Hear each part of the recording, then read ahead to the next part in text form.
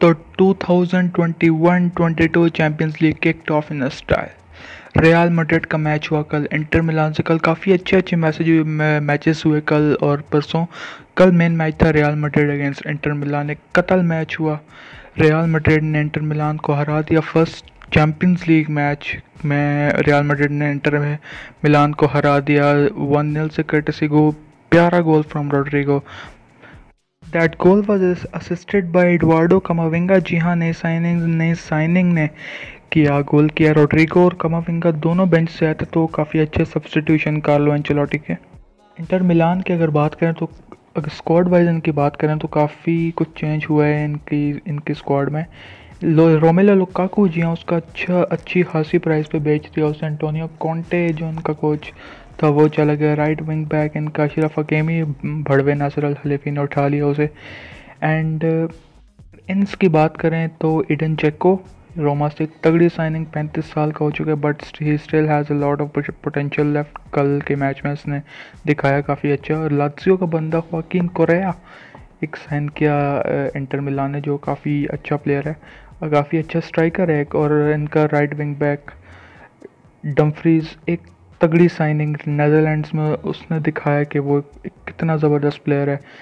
तो Inter Milan का नया कोच भी आ गया है, सिमियोनी इंजागी। और एक और प्लेयर उन्होंने साइन किया, मेरा भी आया जहन में, उसका नाम है जियान लूका डी मार्सियो, बहुत अच्छा प्लेयर वो भी। लाइनअप्स की बात करें तो रियल मैड्रिड की लाइनअप थी 4-3-3। अलाबा सेंटर बैक खेल रहा था, नाचो लेफ्ट बैक खेल रहा था, मिलिटाओ अलाबा के साथ सेंटर बैक था। और राइट बैक कारवाहाल एक ज़बरदस्त परफॉर्मेंस डैनी कारवाहाल की। मिडफील्ड में मॉड्रिच, कैसेमिरो, वाल्वेर्डे, इतनी ज़्यादा चेंज नहीं थी मिडफील्ड। और लूकास वास्केस का बहुत ही शौक मैं कहूँगा, क्योंकि मैं शौक हो गया उसे देख के स्टार्टिंग 11 में।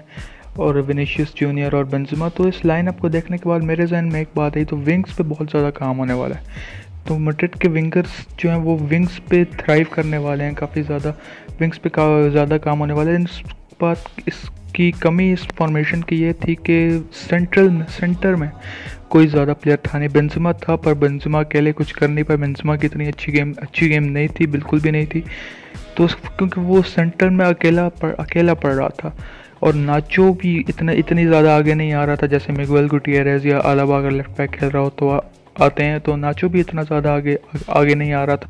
जी हाँ, अगर इंटर मिलान की लाइनअप की बात करें तो डम्फ्रीज, जिसकी मैंने अभी बात की, वो स्टार्टिंग 11 में नहीं था और उसकी जगह था मैटियो डार्मियन, जो मैनचेस्टर यूनाइटेड से खेल चुका एक तगड़ा प्लेयर है। तो आई थिंक सो कि कार्लो एंचेलोटी की अच्छी डिसीजन थी नाचो को लेफ्ट बैक पे डिप्लॉय करना, क्योंकि मैटियो डार्मियन की मूवमेंट काफ़ी तगड़ी होती है और वो बॉक्स में अराइव भी करता है, तो उसकी मूवमेंट के साथ डील करने के लिए नाचो को लेफ्ट बैक एंड अलाबा को सेंटर बैक खिलाया उसने। और एक और वजह जो मुझे समझ में आई लूकास वास्केस की राइट विंग पे खेलने की कि इवान पेरिसिच, उसकी मूवमेंट को डील करना था कार्लो एंचेलोटी को।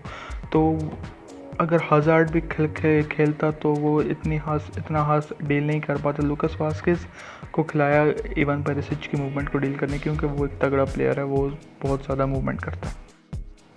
राइट बैक कारवाहाल था, राइट विंगर लूकास वास्केस। तो हमने देखा कई बार राइट विंग पोजीशन पे फेडे वाल्वेर्डे आ रहा था, क्योंकि जो उनका राइट सेंटर बैक है अलेहांड्रो बास्टोनी, आई थिंक सो यही नाम है उसका, वो काफ़ी मूवमेंट और काफ़ी प्रोग्रेसिव है ऑन द बॉल। तो उसकी मूवमेंट को भी उन्होंने नलिफाई करना था कार्लो एंचेलोटी को। तो इसलिए कारवाहाल, लूकास वास्केस और कहीं ना कहीं फेडे वाल्वेर्डे एक ही राइट फ्लैंक पे मौजूद थे। इस गेम में दोनों साइड्स का जो सीडीएम थे कैसेमिरो और ब्रोजोविच, इन दोनों की एक तगड़ी गेम थी, क्योंकि उन्हें कोई मार्क नहीं कर रहा था कोई भी। अगर ब्रोजोविच को तो कोई मार्क नहीं कर रहा था, क्योंकि बेंजेमा ट्राई कर रहा था बट नहीं मार्क हो रहा था ब्रोजोविच, उससे काफ़ी मूवमेंट भी कर रहा था ब्रोजोविच। और दूसरी बात, कैसेमिरो को भी मॉड्रिच भी नहीं मार्क कर रहा था ब्रोजोविच को, क्योंकि बरेला को उसने मार्क करना था। तो कैसेमिरो को भी इंटर में से कोई नहीं मार्क कर रहा था। लाउटारो ड्रॉप नहीं कर रहा था, जैको ड्रॉप नहीं कर रहा था इतना ज़्यादा कि वो कैसेमिरो तक आए। तो उन दोनों की काफ़ी अच्छी गेम थी। तो tactically it was a very wide game. Lautaro भी काफ़ी मूवमेंट कर रहा था वाइड स्पेसेस पे। तो Madrid had a plan to stop them, तो काफ़ी अच्छे से वो प्लान कहीं ना कहीं वर्क किया भी। So now I talk about the best goalkeeper in the world. Thibaut Courtois 4 या 5 एक तगड़े सेव्स थे, उसने बहुत तगड़े सेव्स किए, रियल मैड्रिड को बचा लिया उसने। अगर कोर्टवा की जगह कोई भी होता तो जो लाउटारो का हेडर था और मेरे ख्याल से जेको की शॉट थी, पता नहीं किसकी शॉट थी, जो उसने अपने राइट हैंड से सेव किया, तो वो बहुत मुश्किल सेव होता है हमेशा, तो वो सेव किया उसने and he was fantastic.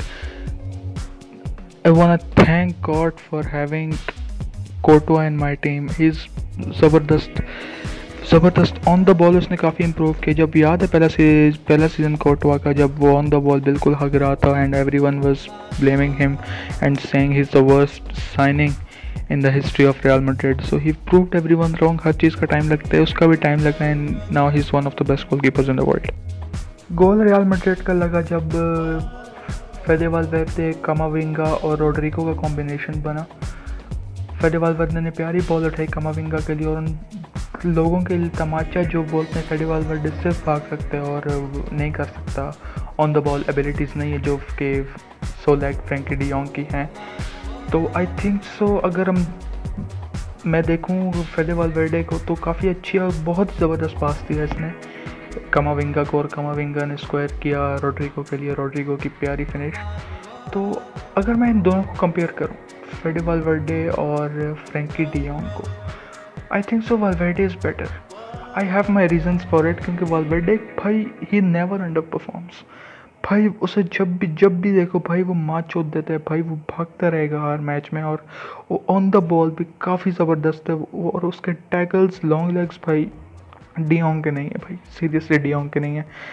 He can be one of the best midfielders in the world. I pray कि वो किसी एक दिन यूएफए का अवार्ड जीते and he can be one of the best midfielders in the world.